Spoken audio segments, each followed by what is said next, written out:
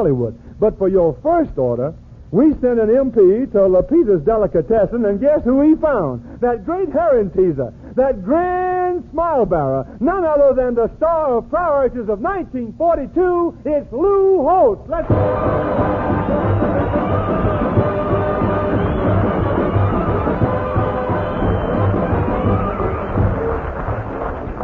Well, thank you very much, fellas. Sam Lapidus is walking down Park Avenue, and he passes a very high-toned place, very stylish, with the round circular bar and the bartender in the white coat. And he walks in, he says, "Hiya, Shorty. Hiya, Spunky." He says, he's Oliver Coxel. He's Oliver Coxel. So the fellow, he gives him a cocktail. Lapidus gave him $1, and he's sipping slowly, awaiting the change. No change is forthcoming. And he turns to the fellow, he says, "Oh, Shorty. Oh, Shorty." He says, "There's a difference between you and me from 35 cents. He's, after all, he says, "I'm not Johnny-come-lately.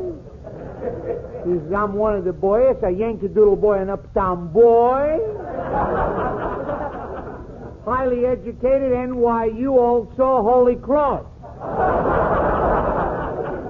He says, "Kick in with a 35, boy." The bartender says, "I'm awfully sorry, but we charge $1 for all drinks here." Lapidus says, "For what reason?" "Specify." The bartender says, "You see that oil painting over there on the right?" He says, "That's a Rembrandt. That's worth about $60,000. The one on the left is an old Gainsborough, worth about 80. The one in the middle is invaluable." "Well," Lapidus says, "I didn't know you had this kind of facilities. Didn't know you had it." "See you again." Comes in the next night, he says, "I'll have a cocktail." The fellow gave him a cocktail. He put 65 cents on the bar, put his hands over his eyes, and he says, "I saw the pictures last night."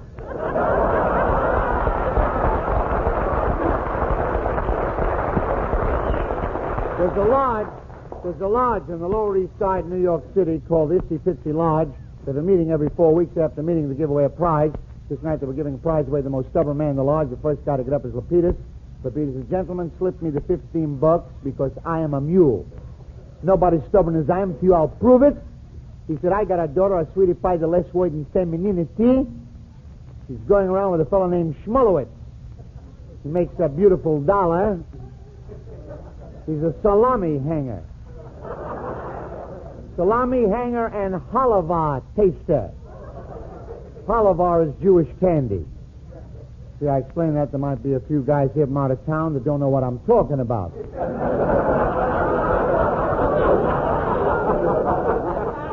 He says, he came to me, he said, "I'd like to marry your daughter." I told him, okay. I told him with a finger in his face, okay. He said, "We'll have a beautiful wedding, orchestra, music, 11 pieces. I said, 9 pieces. He said, 11. I said, 9. He said, 11. I said, 9. He said, 11. I said, the marriage is off. That's 14 years ago. They're still engaged. I'm holding out for 2 pieces.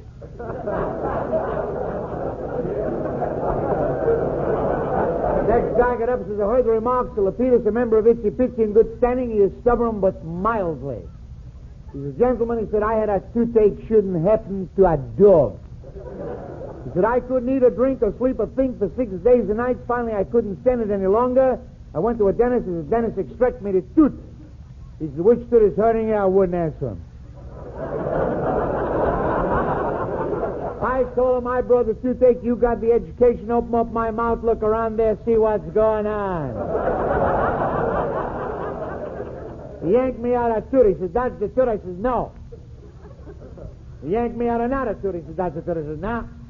He yanked me out every tooth except the right one. That's 6 years ago, and the tooth still hurts me.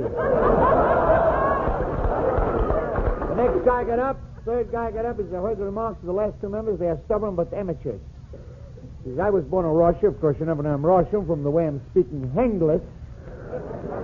He said, "One winter night in Russia, the worst winter we've ever known, 0 was below.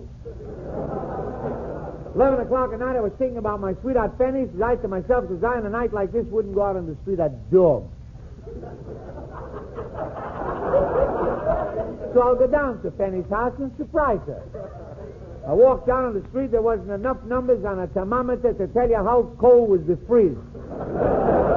By the time I walked 5 blocks, froze by me. The lips, ears, and nose are deep blue, almost a purple.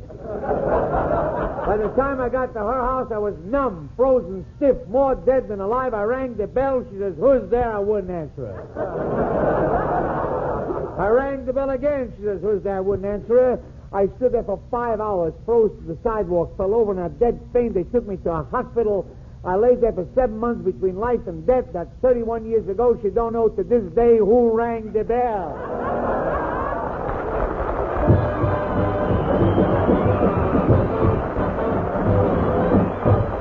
Oh, wonderful, wonderful, Lou Holtz. Thank you, boy. That was a sockaroo and a belly, too. That was great, Lou Holtz, and thanks a million. And now, present in the studio tonight, and for another song I think you want to hear.